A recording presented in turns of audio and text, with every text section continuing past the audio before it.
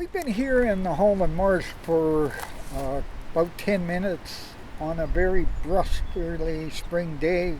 The wind's blowing heavily here. Although we've seen common terns, we've seen killdeers, we've seen great blue heron and yellow warblers. A lot of life here. On a calm morning in summer would be a lot more here.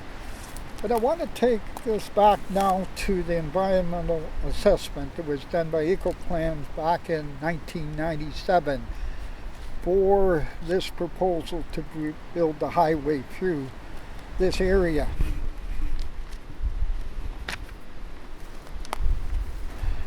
Just give you an idea of some of the things they found in here, like Blanding's turtles, like snapping turtles. Great number of turtles are in wetlands. Things like least bitterin and king rails, those are rare birds. King rails need big wetlands in order to survive. I see ospreys just going over us now. He's calling, just going overhead. Stand here a couple of minutes, you get a whole checklist of different birds. Bald eagles nest in this area. There's some rare species like black terns nest here too, Canada warbler, plants like beak spike rush and Schutzeria and sweet flag and twig rush. These are wetland plants. And I want to particularly mention a group called carex, the sedges that are in here. Sedges is a big family. There are over 122 species in Simcoe County.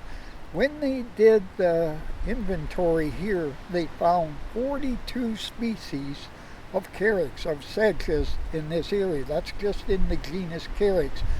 A high ratio of all the species.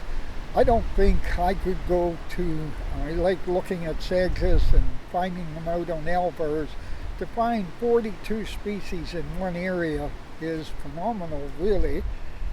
Things like red-headed woodpecker, rabbits, clubtails, and chorus frogs also in here. But it doesn't make sense to use an inventory, an environmental assessment that was made 23 years ago when bats weren't even a species of risk. We have 8 species of bats now. The white nose syndrome has decimated the bat population.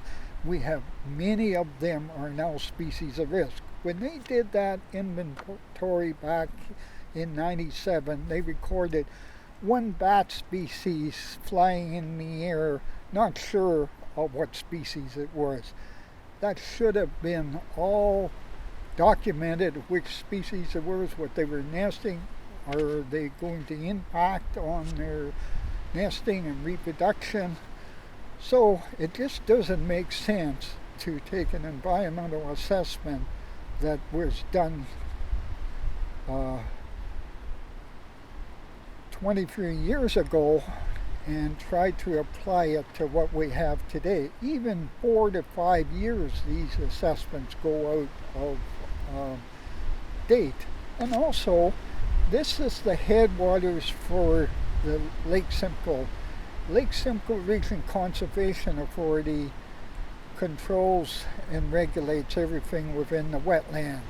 Anything that threatens the wetlands, they should be involved with. They have not done any studies, even originally, but more recently, they should be doing surveys here before any construction is even considered, so that we know fully what is existing here now, because it'll be different than it was 5 years ago. More wetlands we lose. We're losing wetlands every month now, and every wetland we lose, more wetland species become species at risk. So this has to all be updated even before considering doing anything with transportation across a major wetland complex like this one.